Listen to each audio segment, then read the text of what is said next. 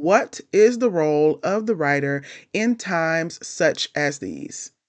Of course, the times vary with each passing day as so many personal, professional, socio-political, scientific, philosophical, economical, and educational changes and shifts happen.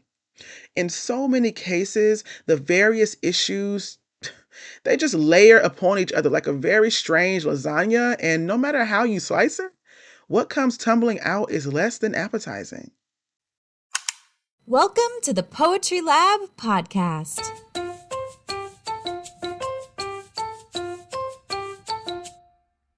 The Poetry Lab started 11 years ago to help dedicated, self-taught, and formally trained writers find a place in their community to write, read, learn, and collaborate.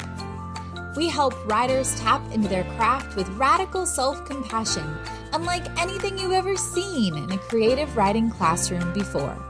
If you're a creative person trying to establish a writing practice in the real world, this podcast is designed to help you carve out the time, the courage, and the inspiration to keep writing your new shit.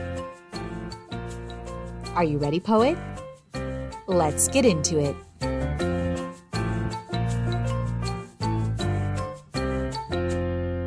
Welcome back to the Poetry Lab podcast. I'm Bridgette Bianca, and I have to be honest, friends, I'm going through a tough time right now. But we all are in some ways. For the past few years, I've actually grappled with the same question over and over again. Sometime in the early summer of 2020, sandwiched between the killings of Breonna Taylor and George Floyd, and not long after I lost my great aunt to COVID-19, I started getting booking requests for poetry readings again. Poetry, yeah, readings.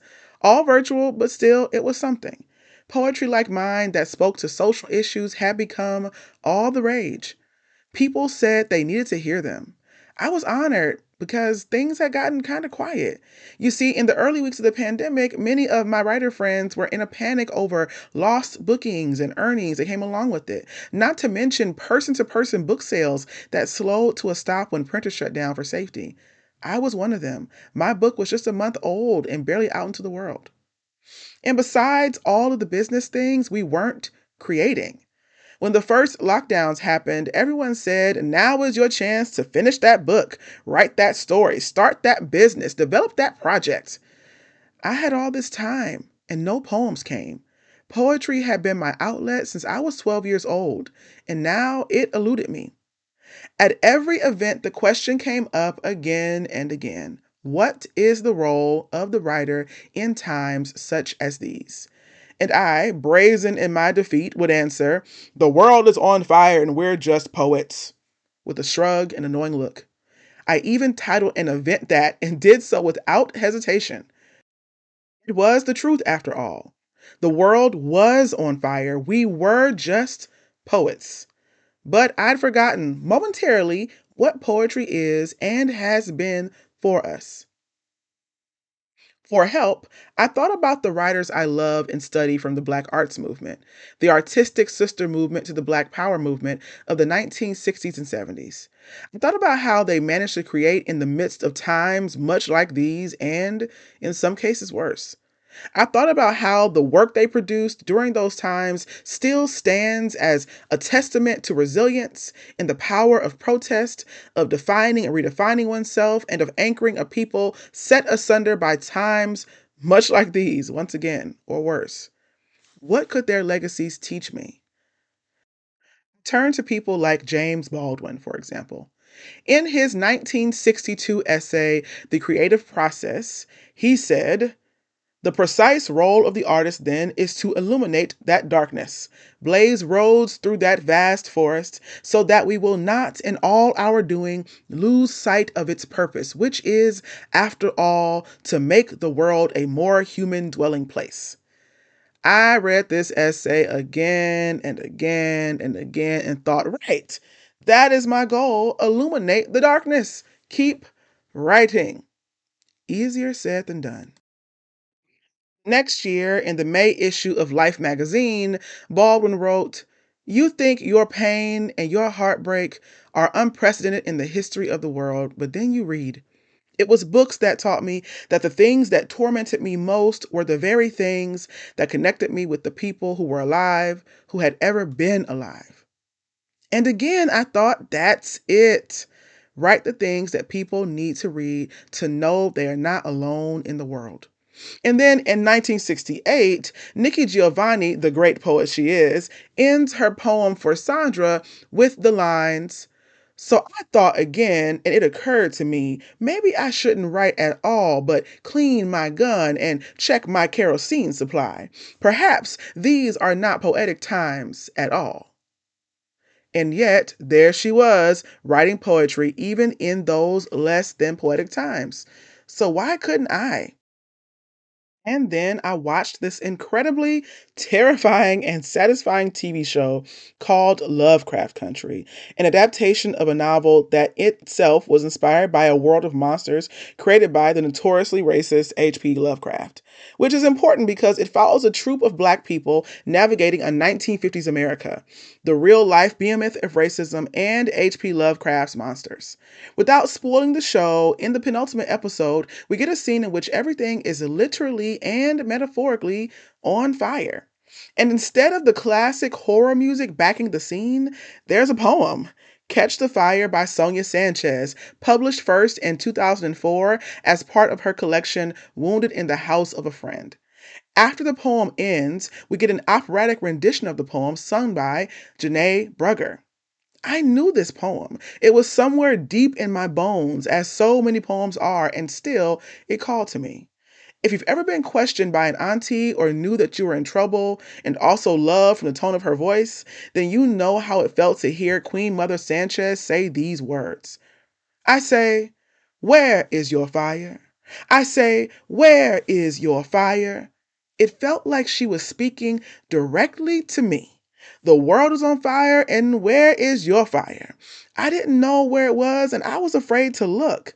There was so much to fear. You got to find it and pass it on. You got to find it and pass it on. The answer to the question, what is the role of the writer in times such as these, became quite evident as she ended the poem. Catch the fire and live, live, live, live, live, live, live, live, live, live. And then I understood. The role of the writer in times such as these is as it has always been, to do more than survive the fire, to capture the fire with your own words and live, live, live, live. So that was 2020. And it helped take the pressure off. It really did. Eventually, I started writing poems again, and poetry returned to its rightful place in my heart. But now it's 2024 and I'm in a rough patch again. And I don't really feel like writing. Here's what I'm reminding myself to do and what I suggest for you if you find yourself in the midst of a tough time. 1. First, give yourself some grace. I mean it, okay? No matter the demands around you for productivity or how everyone else seems to be responding to the moment, you are allowed to take some time and check in with yourself. 2, turn to your community. Let folks know if you are having a hard time and reciprocate if you have the capacity. 3, create soft places to land. For me, that meant doing something that felt like it was the complete opposite of my poetry, reading romance novels, which I read by the caseload and still do today. Gotta love a happy ending. But maybe for you, it means hobbies, other artistic pursuits, or community service. Just because you're not in a great headspace to write, it doesn't mean you can't create or contribute elsewhere. 4. In the words of the iconic Reading Rainbow theme song, take a look, it's in a book. Return to your literary heroes and antecedents. How did they handle times such as these? What lessons can we learn from their work and their writing lives? Read, listen, watch, experience what history has to teach us about humanity and the arts. And 5, my last tip, well, it's something you should already know, but maybe you've forgotten it. Even when you aren't writing new pieces, you are still a writer. And writing isn't just the process of tip-tapping at your keyboard or scratching at the page or yip-yapping at your talk-to-text. Writing is also tea and quiet reflection, laughing at the same episodes of that old sitcom over and over again, meandering down the aisles of Target and eavesdropping on your very loud neighbors. Well, Bridget, that just sounds like living. Yes, because it is. The writing will come. You just got to live, live, live, live. Well, that's all for now, folks. If you enjoyed what you heard today and want to keep the fire burning, check out past episodes and be sure to like and follow us for more. If you really want to earn a gold star in our hearts, share this with a friend to help us grow our community. For more information about the Poetry Lab podcast, check us out at www.thepoetrylab.com/podcast.